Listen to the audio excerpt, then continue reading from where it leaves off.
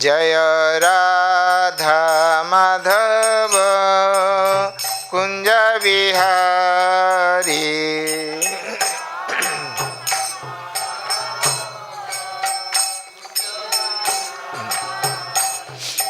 गोपी जनवल्लभ गिरिवरधारी।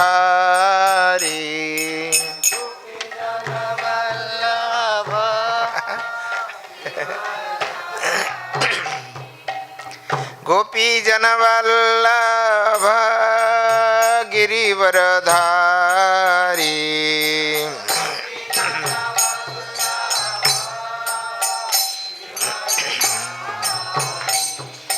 यशोदानंदन ब्रज जनरंजन।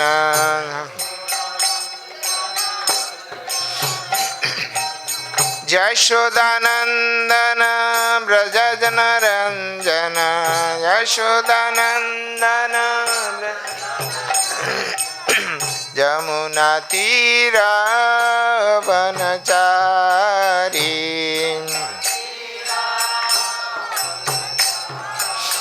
यमुना तीरा वनचारी।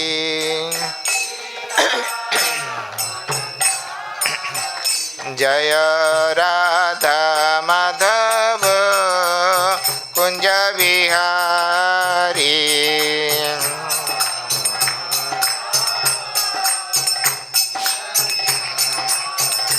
जय राधा माधव कुंज बिहारी।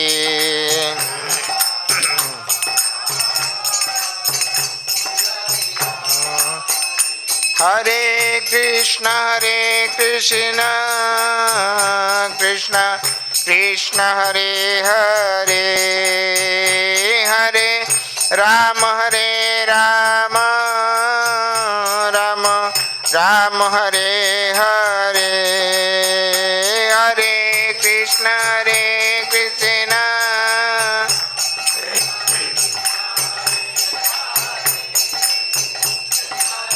राम हरे राम राम राम हरे। हरे कृष्ण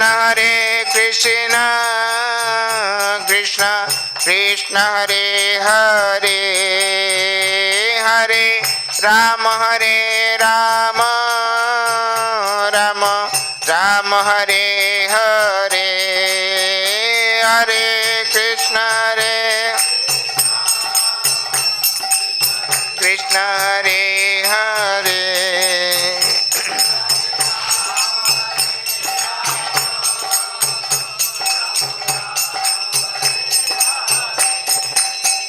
जय कृष्ण बलराम जय कृष्ण बलराम। कृष्ण बलराम जय कृष्ण बलराम। बलराम जय कृष्ण।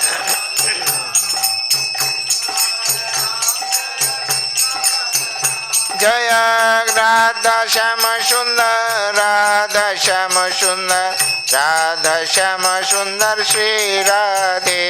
जय राधा श्याम सुंदर राधा श्याम सुंदर राधा। जय गौरनीताय जय गौरनीताय पतित पावन गौरनीताय। गौरनीताय जय गौरनीताय पतित पावन। जय जय प्रभुपाद प्रभुपाद प्रभुपाद प्रभुपाद। जय प्रभुपाद प्रभुपाद प्रभुपाद। निताय गौर हरि बोल हरि बोल हरि बोल हरि बोल हरि बोल हरि बोल हरि बोल। निताय गौर हरि बोल। श्री श्री कृष्ण बलराम की। श्री श्री राधा श्याम सुंदर ललिता विशाखा देवी की। पतित पावन गौर निताय की। ग्रंथराज श्रीमद्भागवतम की, जगत गुरु श्रील प्रभुपाद की, विश्व गुरु श्रील प्रभुपाद की। गौर प्रेमानंदे हरि हरि बोल।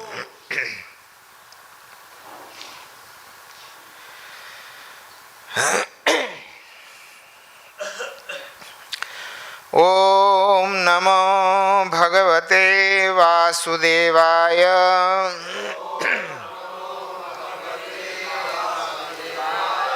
ओम नमो भगवते वासुदेवाय।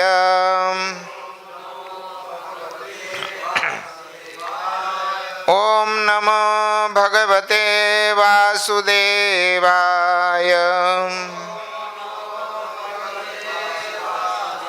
नारायणं नमस्कृत्य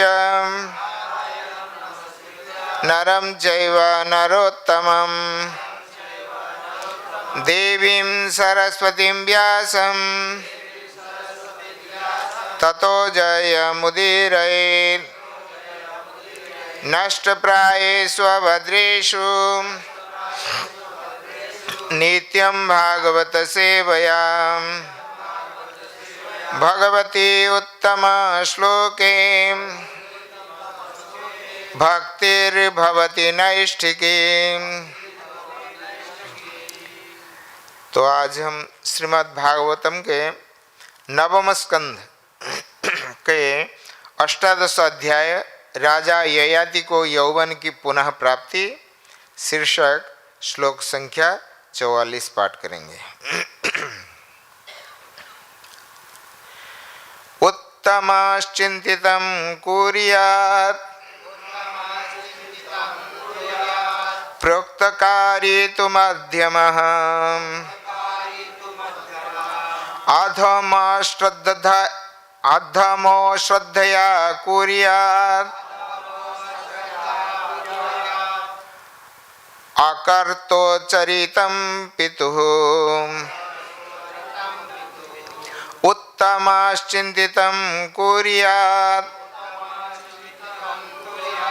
प्रोक्तकारी तु मध्यमः अधमश्रद्धया कुर्यात् अकर्तोच्चरितं पितुः। उत्तमश्चिन्तितं कुर्यात् प्रोक्तकारी तु मध्यमः अधमो श्रद्धया कुर्यात् अकर्तोच्चरितं पितुः।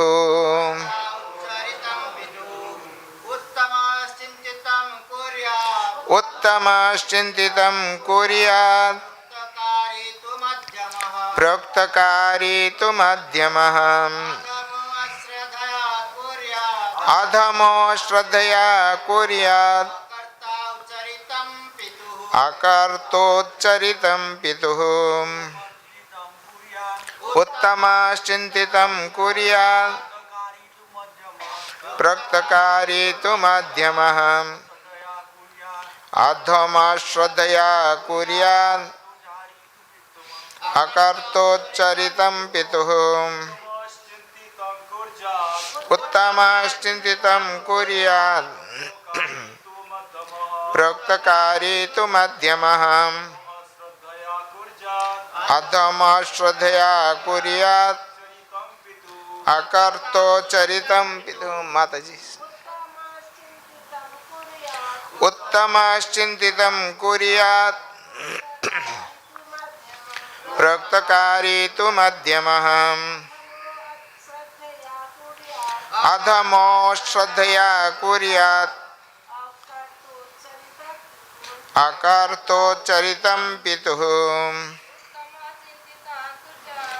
उत्तमश्चिन्तितं कुर्यात् प्रोक्तकारी तु मध्यमः अधमो श्रद्धया कुर्यात् अकर्तोच्चरितं पितुः। शब्दार्थ। उत्तमः सर्वश्रेष्ठ, चिंतितम पिता के विचार को मानते हुए कुर्यात तदनुसार कर्म करता है। प्रोक्तकारी जो अपने पिता के आदेशानुसार कार्य करता है तो निस्संदेह मध्यमः बीच की कोटि के, अधमः निम्न श्रेणी के, अश्रद्धया श्रद्धा विहीन, कुर्यात करता है, अकर्ता न करने की इच्छा से युक्त, उच्चरितम मल के समान, पितुः पिता के। अनुवाद एवं तात्पर्य अभय चरणारविंद भक्ति वेदांत स्वामी प्रभुपाद जी के द्वारा। अनुवाद। जो पुत्र अपने पिता की इच्छा को जानकर उसी के अनुसार कर्म करता है वह प्रथम श्रेणी का यानी उत्तम कहा जाता है। जो अपने पिता की आज्ञा पाकर कार्य करता है वह द्वितीय श्रेणी का यानी मध्यम होता है। और जो पुत्र अपने पिता के आदेश का पालन अनादर पूर्वक करता है वह तृतीय श्रेणी का यानी अधम होता है। किंतु जो पुत्र अपने पिता की आज्ञा का उल्लंघन करता है वह अपने पिता के मल के समान है। तात्पर्य। ययाति के सबसे छोटे पुत्र पुरु ने तुरंत ही अपने पिता के प्रस्ताव को मान लिया, क्योंकि वह छोटा होने पर भी अत्यंत योग्य था। पुरु ने सोचा मुझे तो पिता के प्रस्ताव को उनके कहने के पूर्व ही मान लेना चाहिए था, किंतु मैंने ऐसा नहीं किया। अतएव मैं उत्तम श्रेणी का पुत्र नहीं हूँ, मैं तो मध्यम कोटि का पुत्र हूँ, किंतु मैं अधमतम श्रेणी का पुत्र नहीं बनना चाहता जो पिता के मल के समान होता है। एक भारतीय कवि ने पुत्र और मूत्र के बारे में कहा है। पुत्र का अर्थ होता है बेटा और मूत्र का अर्थ होता है पेशाब। पुत्र तथा मूत्र दोनों एक ही अंग से निकलते हैं। यदि पुत्र श्री भगवान का आज्ञाकारी भक्त हो तो वह पुत्र अर्थात वास्तव बेटा है, अन्यथा विद्वान तथा अभक्त पुत्र मूत्र के तुल्य होता है। ओम अज्ञानं तिमिरान्धस्य ज्ञानाञ्जनशलाकया चक्षुरुन्मीलितं येन तस्मै श्रीगुरवे नमः। श्रीचैतन्यमनोभीष्टं स्थापितं येन भूतले स्वयं रूप कदा मह्यं ददाति स्वपदान्तिकं। वन्देऽहं श्रीगुरः श्रीयुतपदकमलं श्रीगुरुन् वैष्णवांश्च श्रीरूपं साग्रजातं सहगण रघुनाथान्वितं तं सजीवं साद्वैतं सावधूतं परिजनसहितं कृष्णचैतन्यदेवं श्रीराधा कृष्णपादान् सहगण ललिता श्रीविशाखान्वितांश्च। हे कृष्ण करुणा सिंधो दीनबंधो जगत्पते गोपेश गोपिका कांत राधाकांत नमस्तुते। तप्त कांचन गौरांगी राधे वृंदावनेश्वरी वृषभानुसुते देवी प्रणमामि हरिप्रिये। वंशाकल्पतरुभ्यश्च कृपा सिन्धुभ्येव च नानां पावनेभ्यो वैष्णवेभ्यो नमो नमः। नमो महावदान्याय कृष्ण प्रेम प्रदायते कृष्णाय कृष्ण चैतन्य नाम्ने गौरत्विषे नमः। जय श्री कृष्ण चैतन्य प्रभु नित्यानंद श्री अद्वैत गदाधर श्रीवासादि गौरभक्तवृंद। हरे कृष्णा कृष्ण कृष्ण हरे हरे, हरे राम राम राम हरे हरे। मुखं करोति वाचालं पंगुं लंघयते गिरिं यत्कृपातमहं वन्दे परमानन्दमाधवम्। उत्तमश्चिन्तितं कुर्यात् प्रक्तकारितु मध्यमः अधम अश्रद्धया कुर्यात् अकर्तोचरितं पितुः। जो पुत्र अपने पिता की इच्छा को जानकर उसी के अनुसार कार्य करता है वह प्रथम श्रेणी का होता है। जो अपने पिता की आज्ञा पाकर कार्य करता है वह द्वितीय श्रेणी का होता है। और जो पुत्र अपने पिता के आदेश का पालन अनादर पूर्वक करता है वह तृतीय श्रेणी का है। किंतु जो पुत्र अपने पिता की आज्ञा का उल्लंघन करता है वो अपने पिता के माल के समान होता है। तो प्रसंग चल रहा है महाराज ययाति, राजा ययाति को यौवन की पुनः प्राप्ति। तो हम जानते हैं, सब आप लोग श्रवण करते आ रहे हैं, राजा नहुष के 6 पुत्र थे और वो जो 6 पुत्र थे तो जो सबसे बड़े थे उनका नाम था याति, ययाति, संयाति और सयति, आयाति, बियति और कृति, सौती। तो उनमें से जो ज्येष्ठ थे, ज्येष्ठ पुत्र याति, तो उनसे महाराज नहुष राज शासन करते हुए जब इंद्र पत्नी सची देवी के साथ सहवास करने के लिए इच्छा कर रहे थे तो उस समय ब्राह्मण को पता चला। ब्राह्मणों ने शाप देकर वहाँ से उनको गिरा दिए और अजगर रूप धारण किए। तो उस समय उन्होंने अपने पिता जो नहुष, अपने ज्येष्ठ पुत्र जो याति है, तो उनको राज्यभार संभालने के लिए कहा। लेकिन उन्होंने राज्य शासन करने में क्या दिक्कतें हैं तो उनको पता है। तो राज्य शासन का दांव पेच जो नहीं जानते हैं तो वो फंस जाएंगे। है ये राज्य शासन ऐसे ही है, भगवत विमुख हो जाएंगे। तो इसलिए उन्होंने आध्यात्मिक मार्ग से च्युत नहीं होना चाहते हैं, इसलिए पिताजी का आज्ञा को इनकार कर दिए कि नहीं पिताश्री, मैं राज्य शासन नहीं कर सकता हूँ, आप अपने दूसरे बेटों को दीजिए। तो जो सेकंड थे ययाति तो उनको दिए।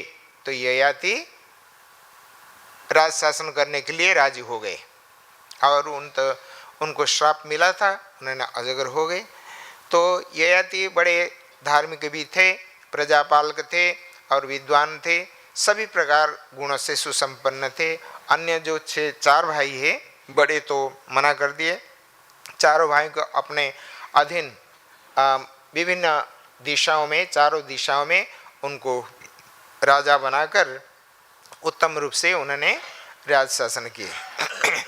तो एक दिन का बाद जब राजा ययाति मृगया गए थे तो जंगल में घूमते घूमते शिकार के लिए गए थे। तो घूमते घूमते तो उन्होंने बहुत पथश्रांत होने के कारण प्यास लगा और प्यास लगने के कारण उन्होंने जल का अन्वेषण में निकल पड़े और ढूंढते ढूंढते एक कुएं के पास जाकर पहुँचे और देखे कि कुएं को देखे तो बोले अरे एक तो कन्या है, लड़की है, वो नग्न अवस्था में कुएं में पड़े हुए। तो उन्होंने उनसे कहा कि मुझे सहायता कीजिए। तो अपना बिल्कुल कहानी बताएंगे अभी। तो नग्न थी तो अपना दुपट्टा को उनको डाला और शरीर को उन्होंने आवृत किया और उन हाथ पकड़कर ऊपर के ले आए। और जिस समय ऊपर ले आए तो उन्होंने देखा कि महाराज आपने मेरे हाथ पकड़ लिया तो आप ही मेरे पति बन सकते हैं। लेकिन राजा ययाति धार्मिक थे, लगता है कि तो ये क्योंकि उनका मन क्षत्रिय होने के कारण क्षत्रियों के प्रति उनका आकर्षण भाव रहता है। लेकिन ये जो कन्या थी, लड़की, वो ब्राह्मण थी। वो कौन थी ना, ये शुक्राचार्य के कन्या थी, उनका नाम था देवयानी, है ना। तो ये क्यों, हाँ बोले कि आप मेरे पानी ग्रहण करेंगे। ऐसे तो उनको श्राप था देवयानी को जो अपना बृहस्पति के पुत्र कच्छ जब विद्या सीखने के लिए उनका पिताजी के पास आए थे, तो उस समय वो देवयानी उनके प्रति आकर्षित होकर उनसे विवाह करने के चाहा, लेकिन उन्होंने इनकार कर दिया कि नहीं, गुरु पुत्री को मैं विवाह नहीं कर सकता। तो उन्होंने श्राप दिया था, उभय उभय को श्राप दिए। तो वो बोले कि तुम ब्राह्मण वर को विवाह नहीं कर सकते। तो उसके कारण उन्होंने ये याद आए कि ऐसे ही तो मैं ब्राह्मण पति तो मेरे हो नहीं सकता, तो इन्हीं को ही ये क्षत्रिय है, तो पूछताछ होने के मैं राजा नहुष का द्वितीय पुत्र हूँ। और ऐसे ही तो जो पूछताछ हुए तो इस प्रकार है। तो लेकिन देवयानी जो कुआं में गिरे थे, ये क्यों, ऐसे क्यों, क्या हुआ था ना। एक बार ये जो शुक्राचार्य की पुत्री ये देवयानी अपने सहेलियों के साथ, और उनमें से राजा असुर राजा वृषपर्वा, तो उनका एक कन्या थी, तो वो कन्या का नाम है शर्मिष्ठा, और अपने 1000 सखियों के साथ, सहेलियों के साथ अपने राजा के उद्यान में घूमते थे। और घूमते घूमते छोटे छोटे कन्याएं थी, तो घूमते घूमते उन्होंने देखा कि एक सुंदर पुष्करणी है, सुंदर कमल खिले हुए हैं और स्वच्छ जल है, हंस भी वहाँ तरते हैं। तो उन्होंने सोचा कि चलो आज स्नान करके चलते हैं। तो उन्होंने सभी छोटे छोटे बालिकाएं थे, तो उन्होंने वस्त्र को ऊपर रख दिया और स्नान करने के लिए सभी पानी में कूद पड़े। तो स्नान कर रहे थे, अपना आपस में खेल रहे थे, गर्मी का मौसम, तो खेल रहे थे। उसी समय भगवान शंकर पार्वती के साथ बैल पर चढ़कर उन्होंने जा रहे थे, और उनको देखकर सभी लोगों सकुच गई। तो सब ऊपर आकर तुरंत आकर ऊपर अपना अपना वस्त्र पहनने लगे। लेकिन ये हो गया कि चूक से ये जो शर्मिष्ठा, जो देवयानी का सहेली थी, तो उन्होंने गलत से माने भ्रमवश तो उनका कपड़ा को पहन ली। जब उन्होंने ढूंढा कि वस्त्र नहीं, और देखा कि शर्मिष्ठा ये मेरे वस्त्र को पहनी हुई है, तो उनको विभिन्न प्रकार के गाली गुलज करने लगे। कुत्ता जैसे यज्ञ चरु लेकर भागता है, तुम ऐसे ही, और मैं ब्राह्मणी हूँ, तुम क्षत्रिय हो, क्षत्रियाणी हो, तुम मेरे कपड़े को कैसे पहन लो, मैं कैसे पहनूँ, ऐसे ही ये करके विभिन्न प्रकार गाली दिए। सब सहन किए, सभी सखी सहेलियाँ सब सुन रहे थे और मौन होकर वो सब सुन रहे थे। जब वो इनका गाली गुलज समाप्त हुआ, ये पलटवार करके उन्होंने भी खूब गालियाँ दी। ले तू कुत्ता जैसे, तेरे पिता हमारे पिता के दरबार में पड़े हुए 2 रोटी के लिए अमग समग दुनिया प्रकार गाली दे, और बहुत बड़ी गुस्सा आई उनको। तो दोनों आपस में खूब झगड़ा करके तो शर्मिष्ठा उनको वही पास में कुआं थी, कुआं में उनको वस्त्र तो उनसे छीन लिया और कुआं में धकेले दिए। तो वहीं पड़े रहे और गुस्सा में अपना सब सहेलियाँ सखी सब चले गए, राजमहल में चले गए। तो इस उपरांत राजा ययाति वो सब मृगया आकर देखे कि इस पर घटना। तो उन्होंने तो फिर जाकर पिताजी से कहा, देवयानी जब ययाति उनको कुआं से निकाले और उनसे बातचीत हुई और पति का रूप में उनको स्वीकार कर लिए, मन मन ये कि, और जाकर पिताजी से सारे बात कहे।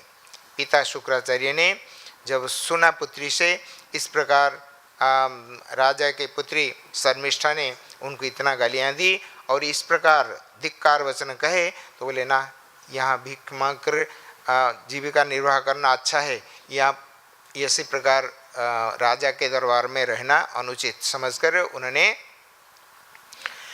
उन्होंने स्थिर किया कि आज से मैं राजप्रेत त्याग करके मैं चले जाऊंगा। तो चली भी गए, निकल गए। तो ये बात जब राजा वृषपर्वा को पता चला तो उन्होंने सोचा कि ये अगर हमारे जो शत्रु उनका पक्ष में हमारे भेद खोलकर हमारे विरुद्ध में लड़ाई करेंगे, ये तो जीता देंगे उनको। तो इस भय से उन्होंने जाकर उनका पैर पड़कर जो भूल चूक हुआ है तो क्षमा कीजिए, आप वापस आइए, आप अपना काम करिए, जो कुल गुरु रूप में हमारे ये, तो आप वो काम में आप रत रहिए। बोले कि मेरा कुछ नहीं है, जो मेरी बेटी है तो उनसे पूछो वो किससे राजी है, वो जो चाहेगी तो उसी अनुसार अगर काम करोगे मानोगे तो फिर ही होगा। तो पुत्री से देवयानी से पूछा गया कि क्या चाहते हो तुम। और राजा, अगर राजा का तो कोई गलती नहीं है तो उनका बेटी का गलती है, तो आप क्या चाहती हो ना। हाँ, अगर वो फिर हमें बुलवा कर लेना, वापस लेना चाहते हैं तो एक ही काम, जब वो मेरी शादी हो जाएगी तो मेरे साथ जो भी मेरे दासियाँ रहेंगी तो उनके साथ ये दासी के रूप में शर्मिष्ठा वो मेरी परिचारिका रूप में वो वहीं रहेंगे। तो पिताजी से कहे कि और एक बात है, उनसे बोल देना कि कभी हमारे पति पत्नी का शया पर कभी वो उनको आने नहीं देंगे। ये तो राजा ने नहीं, शुक्राचार्य ने राजा से ये बात कही। राजा खुश हो गए और शर्मिष्ठा देखे कि अब आपातकाल है, अगर पिताजी का इस प्रकार ये अवस्था है तो अगर मैं राजी ना हूँ तो फिर सब गड़बड़ा जाएंगे, राज्य भी चले जाएंगे, हम यहाँ से निकल जाएंगे। सब प्रकार दूरदृष्टि संपन्न थी, तो वो सब सोचकर वो पिताजी जो शुक्राचार्य ने कहा, पिताजी उनको कहे तो वो मान लिया। तो फिर उसी प्रकार उन्होंने 1000 दासियों के बीच वो भी जाकर उनको सेवा करने लगी। तो इस बीच देवयानी कहा था कि देवयानी क्यों ये क्षत्रिय ब्राह्मण को क्यों नहीं वर्ण किया और क्षत्रियों को क्या क्यों ना। वही जो बृहस्पति का शिष्य कच्च जो है एक पुत्र शिष्य इनका शुक्राचार्य का शिष्य के रूप में उनसे जो विद्या सीखने गए थे, तो उस समय का बात तो देवयानी वो कच्चे के प्रति आकृष्ट होकर उनसे विवाह करने के लिए चाहा, पर उन्होंने इनकार कर दिया। तो उसी समय का बात तो उन्होंने उभय को श्राप दिए थे। तो उन्होंने कहे कि तुमको कोई ब्राह्मण शादी नहीं करे, तुम ब्राह्मण के साथ तुम्हारा विवाह नहीं हो सकता। तो वही सोचकर फिर उनको पति रूप में वर्ण किया और पिताजी से सारे बात कहे। पिताजी राजी हो गए और शर्मिष्ठा को दासी के रूप में देवयानी के साथ जाना पड़ा और उन्होंने ससुरालय में जहाँ पर ययाति रहते थे राजमहल में रहने लगे। तो समय के अनुसार देवयानी के 2 पुत्र हुए। तो दोनों पुत्रों को देखते हुए शर्मिष्ठा भी ऐसे ऋतुकाल में अपना पति से ऐसे अनुनय विनय होकर कहे कि ऐसे मैं पुत्र भी चाहती हूँ, तो आप मुझे संतान उत्पन्न करने के लिए इजाज़त दीजिए। तो राजा ने, वो तो क्षत्रियाणी थी है, और ययाति ने सोचा कि तो उत्तम है, तो वो भी क्षत्रियाणी है, मैं क्षत्रिय हूँ, तो यथा समय ये भगवान की इच्छा है तो उनके साथ सहवास होने के बाद 3 उनका पुत्र हुए। शर्मिष्ठा का 3, देवयानी के 2, है ना। तो शर्मिष्ठा के यदु और द्रिहु ये 2 हुए देवयानी के, और शर्मिष्ठा के गर्भ से यदु और तुर्वसु देवयानी के, और शर्मिष्ठा से द्रिहु, अनु और पुरु, ये 5 ययाति के 5 पुत्र थे।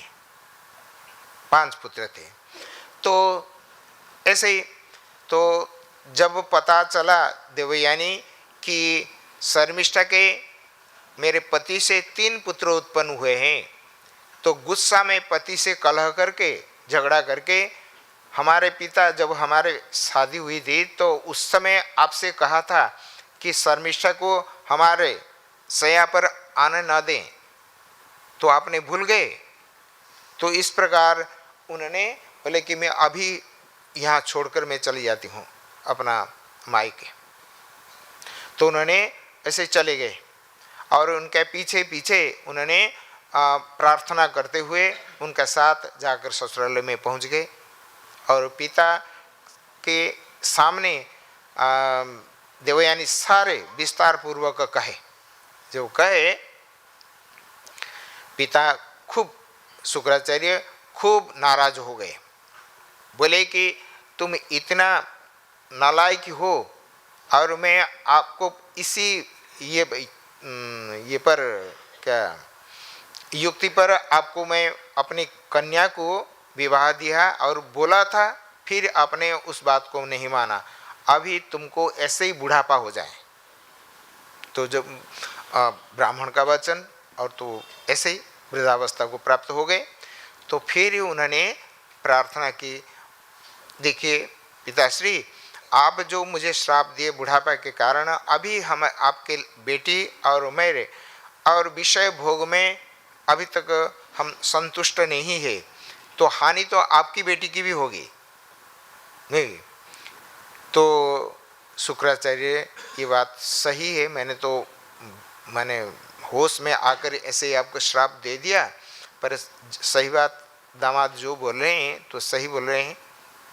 तो उन्होंने बोले ठीक है, अगर ऐसे ही है तो अपना स्वेच्छा से अगर आपके पुत्र कोई भी अगर स्वेच्छा से आपको जवानी दे दें तो फिर आपका बुढ़ापा ले लें, तो आप फिर विषय भोग कर सकते हैं।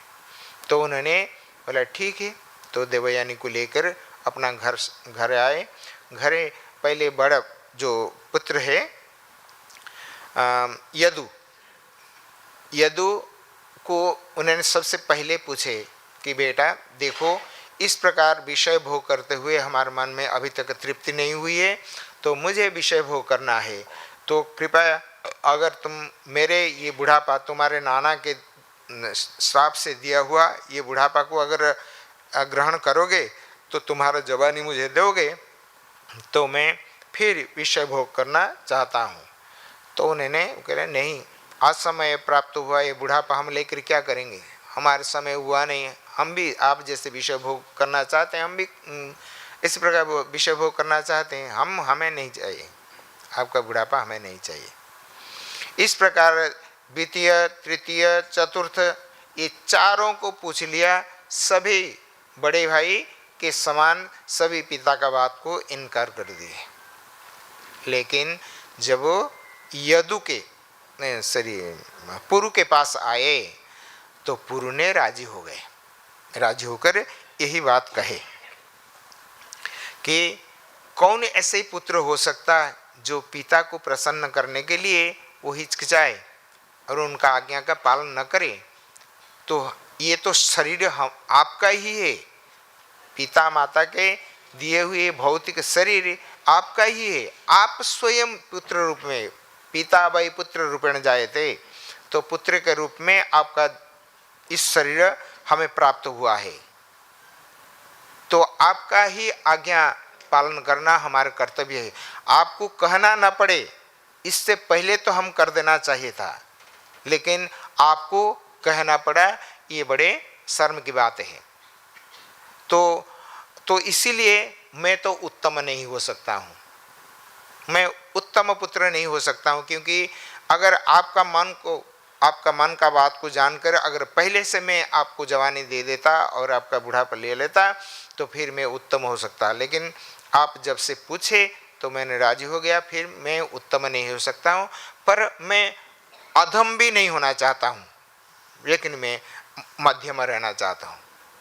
तो वही बात जब उन्होंने कहे, जो कहा वही आज का श्लोक में पुरु ने जो कहा, उत्तमश्चिंतितं कुर्यात् प्रोक्तकारितु मध्यमः अधम अश्रद्धया कुर्यात् अकर्ता उच्चरितं पितुः। ये कहते हैं उत्तम पुत्र वही होता है जो पिता के मन भाव को जानते हुए पहले से वो कार्य संपादन कर देता है, वो उत्तम कोटि का पुत्र होता है। और पिता कहने पर जो आदर पूर्वक करता है वो मध्यम है, और कहने पर जो अनादर पूर्वक करता है तो वो अधम है, और कहने पर जो नहीं करता है, पिता का बात को उल्लंघन करता है, ये कहते हैं वो पितु उच्चरितम, पिता के मल के समान वो है। यानी जो पुरु को छोड़कर और जो चार दोनों देवयानी शर्मिष्ठा गर्भ से उत्पन्न चार पुत्र, ये सब पितु उच्चरितम, पिता के मल के समान। तो प्रभुपाद लिखते हैं कि किसी कवि ने, भारतीय कवि ने लिखा कि पुत और मुत ये दोनों एक ही जननी के द्वारा ही वो निकलते हैं। तो तभी मूत्र और पुत्र में कोई भेद नहीं है। अगर वो पिता के आदेश को उल्लंघन करता है, नहीं मानता है, ये मूत्र के समान है। अगर वो पिता का आदेश को पालन करता हुआ और धर्म मार्ग में भगवत परायण होकर और पिता का आज्ञा पालन करता है और पिता को खुश रखता है, वो वास्तव में पुत्र है, प्रभुपाद जी ने कहा। तो इसी संदर्भ में टीकाकारों ने अनेक प्रकार, प्रभुपाद जी ने ये पूर्व श्लोक में बहुत सुंदर, ये तात्पर्य में, पूर्व श्लोक का तात्पर्य में उन्होंने सुंदर सुंदर बात कही है कि वास्तव में पिता से उत्पन्न जो पुत्र पिता से अभिन्न है और उन्हीं के आज्ञाकारी होना चाहिए, जैसे भी हो, है ना। पिता अगर प्रसन्न है तो पुत्र का सर्व कल्याण, जो भी उनको चाहिए उसका सब कुछ प्राप्त हो जाता है ना। यहाँ तो कहा गया कि पिता अगर प्रसन्न है, स्वर्ग के देवता भी प्रसन्न हो जाते हैं, है ना। ये कहते हैं पिता धर्म, पिता स्वर्ग, पिता ही परम तप, पितरी प्रतिमापन्ने प्रियंते सर्वदेवता। पिता के आज्ञा पालन करना यही सत्य है, पिता धर्म वही है। वो सब पिता का आज्ञा पालन करता है तो उसके लिए वो सबसे श्रेष्ठ धर्म है, पिता धर्म। और वही स्वर्ग, पिता के आज्ञा पालन करना उनके लिए स्वर्ग है, और पिता का आज्ञा को पालन करना ये सबसे श्रेष्ठ तपस्या है, बड़ी तपस्या है ना। पिता धर्म, पिता स्वर्ग, पिता ही परम तप। और पितरी प्रीतिम आपन्ने, अगर पिता के प्रसन्नता के लिए ये पुत्र सब प्रकार करने के लिए तैयारी है। पितरी प्रीतिम आपन्ने प्रियंते सर्वदेवता, है ना। स्वर्ग के देवता ये भी प्रसन्न हो जाते हैं, इस प्रकार ये कहा गया है। तो इसलिए तो टीकाकारों ने अलग अलग बात कही है। जैसे भागवतम के टीकाकार एक वीर राघव होते हैं, ये कहते हैं माता पिता साक्षात लक्ष्मी नारायण है। शालग्राम और लक्ष्मी नारायण, इनको पूजा करने जो फल प्राप्त होता है, पिता का आज्ञा पालन करने से वो भी उसी फल को प्राप्त होता है। माता पितरोः साक्षात लक्ष्मी नारायण स्वरूपत्वात्, है ना। तत्सेवनम शालग्रामादि सेवनवत् मुख्य उपयोगी ज्ञान सिद्धि प्रदम। तो शालग्राम भगवान स्वयं, शालग्राम स्वयं साक्षात भगवान नारायण है। और कहते हैं लक्ष्मी नारायण अथवा शालग्राम का पूजन करने से जैसे मोक्ष मार्ग प्रशस्त हो जाता है और जो ज्ञान प्राप्त होता है वो मोक्ष के लिए परम उपयोगी होता है, उसी प्रकार पिता माता को जो प्रसन्न करने के लिए जो सर्वदा चेष्टित रहता है, तो पिता माता को हमेशा प्रसन्न करना उनका जो कर्तव्य है, तो उससे वो मोक्ष द्वार उन्मुक्त हो जाता है उसके लिए। तो इस प्रकार कहा। और कर्मकांड में जैमिनी जो पूर्व मीमांसक है, तो वो कहते हैं पितृभक्त्या बिना किंचित लभ्यते भूमि न रही। ये कहते हैं पिता के सेवा के बिना ये संसार में कोई भी वस्तु प्राप्त नहीं कर सकता है, माने जो अभिष्ट है तो प्राप्त नहीं कर सकता। पिता प्रसन्न हो तो पुत्र सब कुछ प्राप्त हो सकता है। तो महाभारत में भी बहुत सारे ऐसे पिता आज्ञा पालन करने वाले बहुत सारे, जैसे हमारे भागवतम का मुख्य नायक जो है पितामह भीष्म, देखो सारा जीवन उन्हें ब्रह्मचर्य बिताने के लिए संकल्प ले लिया, केवल पिता के प्रसन्नता के लिए उन्होंने। और ऐसे ही पिता संतुष्ट होकर उनको अपना इच्छा मृत्यु वरदान दे दिया। जब तक चाहें तब तक आप जी सकते हो, जब चाहें शरीर छोड़ सकते हो। इस प्रकार तो उनको वरदान प्राप्त हुआ। और हम जानते हैं पुराण में जैसे श्रवण कुमार अपने पिता माता का किस प्रकार सेवा कर रहे थे, दुर्भाग्यवश ये दुर्भाग्य दैव का ये सब घटना जो घटने वाले हैं, तो उसको हमें रोक नहीं सकते हैं। तो इस प्रकार पिता माता के वो भक्त थे। और रामायण, वाल्मीकि रामायण में जब भगवान राम को वनवास हुआ है ना, जिस दिन राज तिलक होने जा रहा था, तो पूर्व रात्रि में तो सब कुछ पूरा अलग हो गया। कौशल राज्य के जितने भी अधिवासी थे, भगवान राम को ही सर्वोत्तम श्रेष्ठ राजा का रूप में उन्होंने सलाह दी। और सभी का मन में ऐसे ही माने खुशी का उमंग, सभी कल ही भगवान राम का राज्याभिषेक राज तिलक होने वाला है, सभी एकदम पूरा खुशी है सभी। लेकिन सुबह देखा गया कि सब पलट गया। माता कैकेयी जिन्होंने राम से इतना प्रेम कर रही थी, तो उन्होंने उनको 14 साल के लिए वन को भेज दिया। और वन में यहाँ तो आप कोई गांव में, नगर में, शहर में जा नहीं सकते, वन ही रहना। तो 14 साल तक इस प्रकार, जब ये तो सब स्वयं भगवान राम की माया है, क्योंकि जिस काम के लिए वो आए हैं, ये नहीं कौशल राज्य राज करने के लिए, और भी भरत उनके भाई ये भी राज्य शासन कर सकते हैं, राम जैसे वैसे ही वो कर लेंगे। पर उनको और कुछ काम करना था।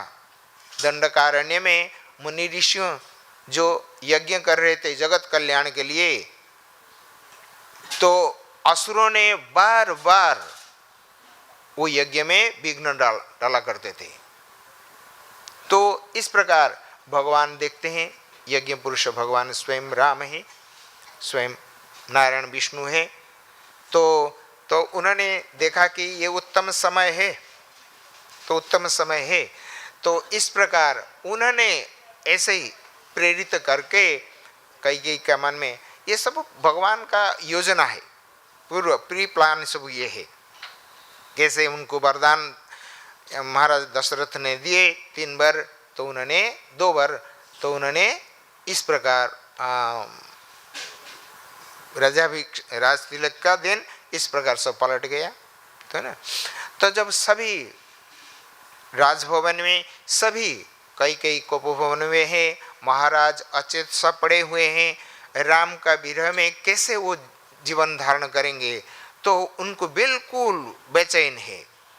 और कैकेयी को उन्होंने खूब गालियां देते हैं, पिशाची अमक समक बहुत। लेकिन भगवान का राम में जरा सा भी असंतोष नहीं है, क्योंकि स्वयं भगवान है। तो उन्होंने ये सब प्रस्ताव रखे हैं, क्योंकि उनको वनवास जाना है, असुरों को विनाश करना है।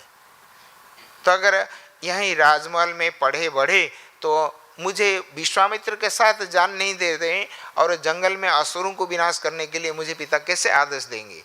पर दशरथ महाराज इस प्रकार राम भक्त थे और राम इनका इतना आज्ञाकारी पुत्र थे, तो उनके बराबर कोई ये संसार में नहीं है। पिता का मन को जानते हुए पहले से ही सब कुछ कर बैठते हैं। पिताजी इतना प्रसन्न थे। एक पल जब गुरुकुल से जब तक गुरुकुल में पढ़ाई किए तब तक तो राम का चिंतन करते करते बोले ठीक है, गुरु वशिष्ठ का आश्रम में है तो कोई बात नहीं। और गुरुकुल से जब वापस आए थोड़े दिन हुआ और विश्वामित्र फिर लेने का आए। तो इस बीच जब राम राजमहल में, उनका युवराज का महल अलग है, महारानी कई कौशल्या कई सभी का राजमहल अलग अलग है। तो महाराज दशरथ एक बार महारानी कौशल्या के शयन कक्ष में सोए थे। अर्धरात्रि आधी रात को उन्होंने उठे और उन यही चिंतन करते थे। जब उन्होंने शया पर गए सोने के लिए वही चिंतन करते थे और हठात उन्होंने शया को त्याग करके बाहर आए और राम जिस महल में सोए थे उस वातायन खिड़की के पास खड़े होकर ऐसे ही देख रहे हैं भगवान राम को। तो माता कौशल्या उन्होंने देखे, महारानी कौशल्या देखे कि महाराज जा रहे हैं कहाँ, जा इतने अर्धरात्रि को ये जा रहे हैं, कहाँ जा रहे हैं। तो उनके पीछे पीछे वो भी आए और देखे, दूर से खड़े होकर देखे कि एक ताक लगाकर भगवान राम को महाराज दशरथ देख रहे हैं, अपलक नेत्रों से देख रहे हैं। वो अपना शयन करके वो सो रहे हैं भगवान राम, क्योंकि राम को देखे बिना सारा स्वाभाविक है ना, भगवान सर्वाकर्षक है। और इस वृद्धावस्था में चारों पुत्र, चारों को चार, सब विष्णु तत्व है और चारों को चारों, और सबसे उत्तम ये राम को एक पल देखे बिना महाराज दशरथ को हर ये में राम को जब भोजन आता है खाने के लिए, राम खाया ना नहीं, राम स्नान किया ना नहीं, सारे बात ऐसे ही पूछते थे। राम को ऐसे ही जब उनका दृष्टि से ओझल हो जाते हैं, मानो उनको बेचैन सा हो जाता है। तो देखो ना, रात्रि को, अरे सुबह आप उठकर जाकर उनको बुलाकर जो कहना है कहेंगे, उनका पास में बैठाएंगे, रात्रि को बेचैन हो जाता है वो उनको देखे बिना। ऐसे ही आज्ञाकारी पुत्र भगवान राम थे। तो उसी समय का बात ये है कि सीता जी को जब खबर मिली, वो भी जंगल जाने के लिए तैयारी हो गए।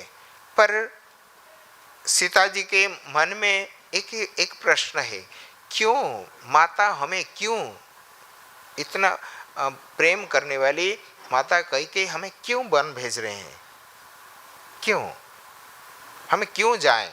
तो ठीक है, आपके पुत्र भरत अगर राजा होना है तो कोई बात नहीं, भगवान राम उनका तो कोई ऑब्जेक्शन नहीं है कि ना मैं बड़े हूँ और भरत नहीं हो सकता, ऐसे ही तो नहीं। वो तो देना स्वेच्छा से ही वो देना चाहते हैं भरत को राज्य। तो फिर हमें वन क्यों जाना है। इस प्रकार जब अपना मन में ऐसे ही चिंतन कर रही थी तो भगवान राम अंतर्यामी है, सब जानते हैं। तो उनसे इस प्रकार कहते हैं कि देखो, पिता का आज्ञा पालन करना सबसे ये है। अभी पिताजी का जो संकट का समय है उस समय हमें उनका साथ देना है ना। पिता हमारे इक्ष्वाकु वंश का जो सूर्य के समान है, तो सूर्यवंशी है सूर्य के समान है। वचन देकर वापस ले लेंगे तो फिर सारे हमारे खानदान जो सूर्य वंश है तो उनका खानदान में कलंक आ जाएगा। अभी तक हमारे खानदान में ऐसे ही कोई जो वचन देकर वचन न निभाए तो अब तक ऐसे ही नहीं हुआ है। अब कैसे हो सकता है? नहीं, पिता का आज्ञा पालन करना है, माता को संतुष्ट करना है, भरत को राजा बनाना है, हमें मुझे जाना है। अगर आप चाहती हो मेरे साथ जाने के लिए चलिए, कोई आपत्ति नहीं, लेकिन पिता का आज्ञा पालन मैं करूँगा ऐसे। तो उसी समय का बात ये वाल्मीकि रामायण का अयोध्या कांड का ये है। तो कहते हैं न सत्यम दानमानो वा यज्ञो वाप्य यज्ञो वा आप्त दक्षिणा तथा बलकराः सीते यथा सेवा पितुर्माता। ये कहते हैं न सत्यम दानमानो वा यज्ञो वा आप्त दक्षिणः यथा बलकारी सीते यथा सेवा पितुर्माता। पिता माता का सेवा करने से और सत्य उनसे बढ़ नहीं है। सत्य न सत्यम दान मानो वा दान देना और यश कीर्ति अर्जन करना और यज्ञ करना और ब्राह्मण बड़े बड़े विद्वानों को अपना योग्यता का अनुसार प्रचुर परिमाण में दक्षिणा देना, ये पिता के आज्ञा पालन करने का बराबर नहीं है। पितु सेवा यथा सेवा पितुर्माता।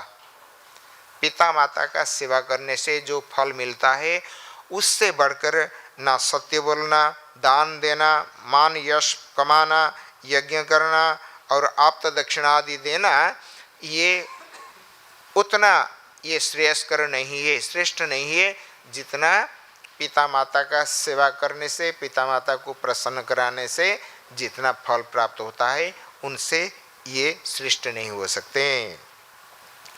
फिर कहते हैं स्वर्ग धर्मम वा धान्यम वा नहीं स्वर्गम स्वर्ग धनम धान्यम वा विद्या पुत्रः सुखानि च गुरुवृत्ति अनुरुद्धेन किंचिद अस्ति दुर्लभम।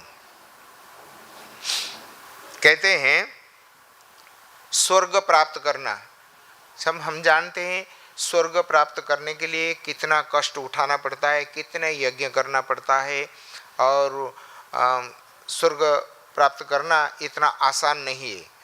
और ये कहते हैं स्वर्ग धनम वा धान्यम वा, धन धान्य संपन्न होने के लिए कितना प्रयास करना पड़ता है और विद्या अर्जन करने के लिए कितना प्रयास करना पड़ता है।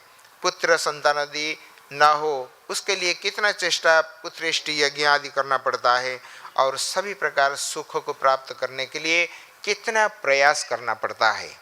पर गुरु अनुवृत्तिया, ये कहते हैं गुरु वृत्ति अनुरुद्धेन, ये कहते हैं न किंचित अभी दुर्लभम। संसारे गुरुजनों के आज्ञा पालन करना, उनको प्रसन्न कराना से बढ़कर संसार में और कोई श्रेष्ठ धर्म नहीं है।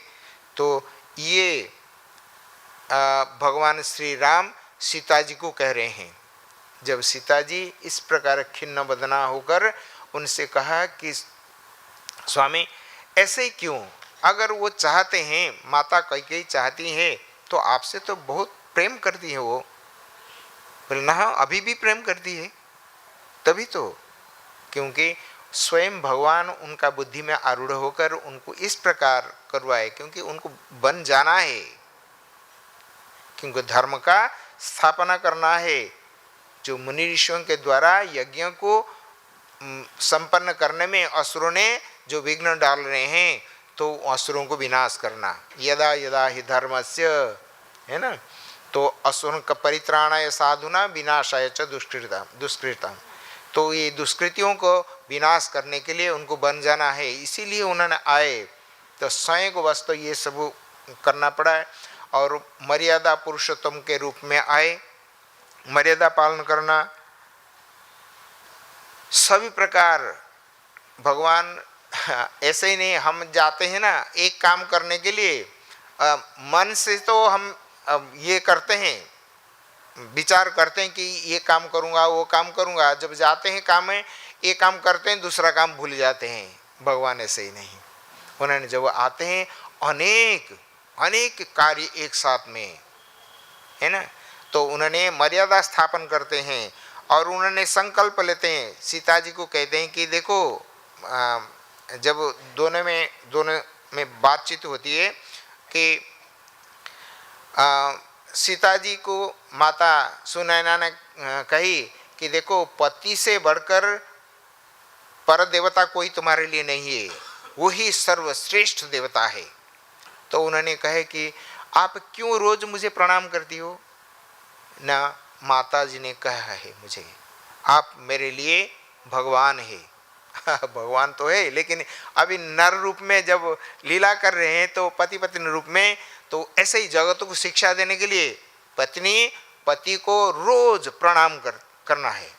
तो जब प्रणाम करती है तो भगवान कहते हैं क्यों ऐसे ही ये करते हैं ना, माता सुनैना ने मुझे कहे कि आप मेरे लिए भगवान से भी बढ़कर है और मेरे लिए कोई बड़े भगवान नहीं है, आप ही।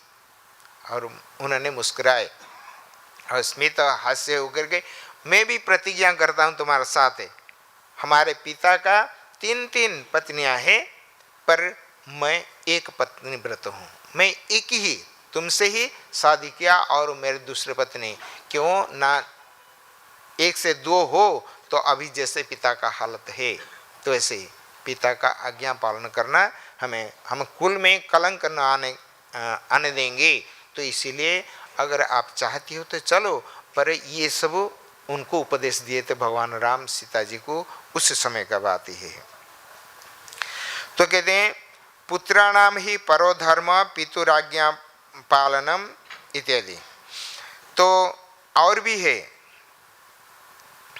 और भी बहुत सारे हैं कि पिता का आज्ञा को पालन करना और पिता को समय पर जिस समय जो सेवा चाहिए वैसे ही नहीं हमें बाहर जा रहे हैं, आपके लिए पानी रख कर जाते हैं तो आप ले लेना पानी और नहा धोकर आप ये करना, ऐसे ही नहीं।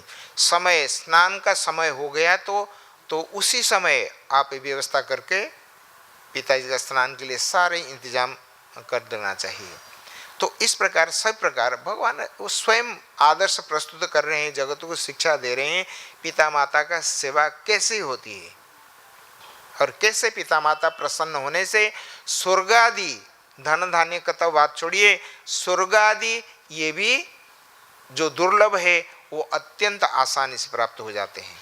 तो इस प्रकार ये जो पुरु ने पिता से यही बात कह रहे हैं कि पिताश्री ये तो मुझे पहले से ही कर देना चाहिए था, आपको आप मांगने से पहले आपको जब मुझे मेरे कान में आया ये आप शब्द पढ़ा तो मुझे उसी समय आपके पास जाकर मेरी जवानी देकर आपका बुढ़ापा ले लेना चाहिए था, तो नहीं कर पाया। इसलिए मैं तो उत्तम नहीं हो सकता हूँ, पर मैं अधम भी नहीं होना चाहता हूँ और पित्त उच्चरितम ये भी नहीं होना चाहता हूँ, लेकिन मैं मध्यम हो गया, चलो कोई बात नहीं, आप लीजिए। इस प्रकार उन्होंने अपना जवानी को देकर पिता को प्रसन्न किए। पिता बहुत खुश हो गए और पूर्व जो बड़े 4 भाई थे तो उनके प्रति असंतुष्ट हुए, जो पिता का आज्ञा का पालन नहीं कर पाए, जो उनका वचन है छोटे भाई का, तो छोटे तो है सबसे, पर बुद्धि से उन बड़ों से भी बुद्धिमान है, विवेकी है और पिता की बात को मानकर उनका आज्ञा पालन करने में वो समर्थ थे। तो इसी प्रकार उन्होंने कहा। फिर आगे क्या कहते हैं अगला श्लोक में, समय हो गया है। इस संदर्भ में किसका एक दो प्रश्न तो छोटे मोटे प्रश्न हो तो पूछ सकते हैं। यस,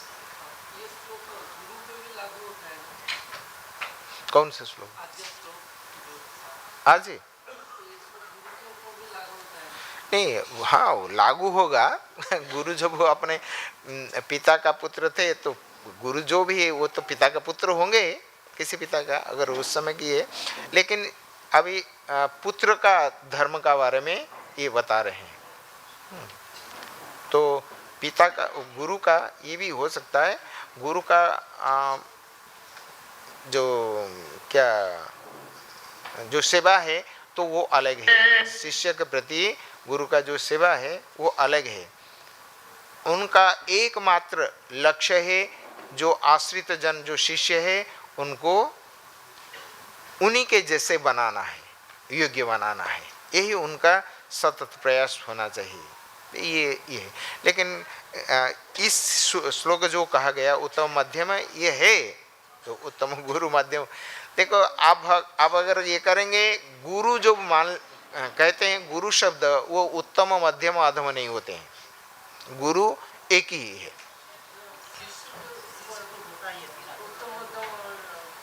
हाँ वही तो क्या है, शिष्य का तो ये पुत्र और शिष्य में कोई ज्यादा फर्क अंतर नहीं है ना। तो जो पुत्र का जो लक्षण बताया गया इस शिष्य के लिए लागू, लेकिन गुरु के लिए नहीं है। आप पूछे गुरु नहीं, शिष्य के लिए यही है। तो उत्तम शिष्य 11 स्कंद में करवा जन्मनी कह रहे हैं, है ना। तो उत्तम शिष्य कौन है, मध्यम कौन है और कनिष्ठ कौन है, तो उनका यही ऐसे ही ऐसे सब। यस, हाँ। अधम जो है अनादर पूर्वक करता है।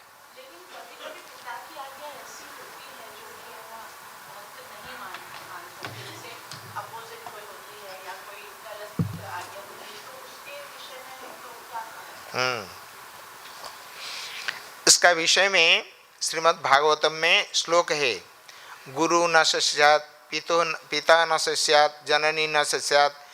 जो पिता ऐसे ही बात कहें जो पुत्र के लिए किंवा शिष्य के लिए जो उनके लिए अकल्याणकारी हो, अथवा ऐसे ही शिक्षा न दें उनको जो मृत्यु समय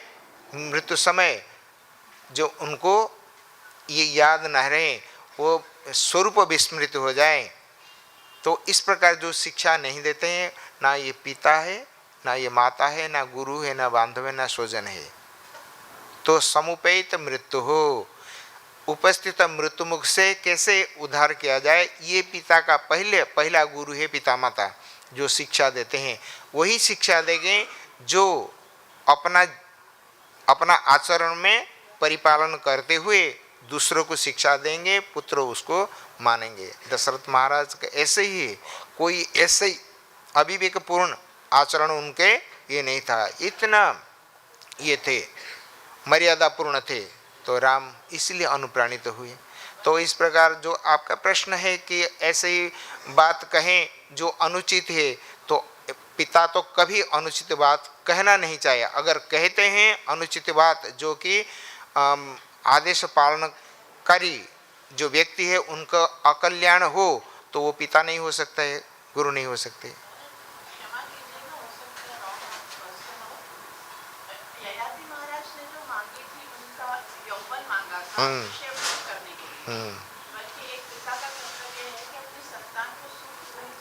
मेरा तो समय हो गया, आप मुझे भजन करना चाहिए। तो अगर देखा जाए तो हाँ, यही शिक्षा वो दी जाती है। वो प्रसंग इसीलिए आया शर्मिष्ठा, अभी तो नहीं हुआ है, अभी आगे अगला अध्याय में वो बताएंगे। स्वयं ययाति महाराज वो पश्चाताप करेंगे, मैंने क्या किया, अपने पुत्र को जवानी मांगा, ये अनुचित बात है, पर वो बात तो दूसरे प्रसंग है। लेकिन अभी पुत्र को आज्ञाकारी होकर पिता का आज्ञा को पालन करना। लेकिन पितृ धर्म जो है, पिता का जो धर्म है, उन्होंने परिपालन नहीं किया। अगला अध्याय में वो स्वयं पश्चाताप करेंगे। न जातु काम कामानाम उपभोगे न साम्यति हविषा कृष्ण वर्तमेव भूय विवर्धते।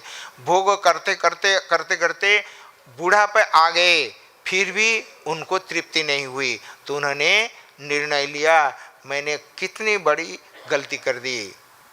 उतने समय अगर भगवान का चिंतन में करता तो क्या ना होता, तो उन्होंने कहेंगे। पर प्रसंग अभी वो पिता का दोष दुर्गुण देखना नहीं, अगला ये स्वयं पिता अपना दोष दुर्गुण को बखान करेंगे, ये करेंगे। अभी केवल पिता आज्ञा पालन करना, ये प्रसंग ये है ना। हरे कृष्ण।